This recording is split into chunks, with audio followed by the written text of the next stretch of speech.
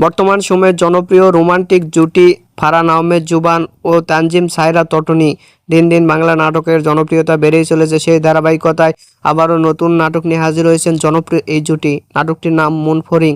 এই নাটকটিতে অভিনয় করছেন বর্তমান সময়ের আলোচিত অভিনেতা ফারহান আহমেদ জুবান ও আলোচিত অভিনেত্রী তানজিম সায়রা তটনি।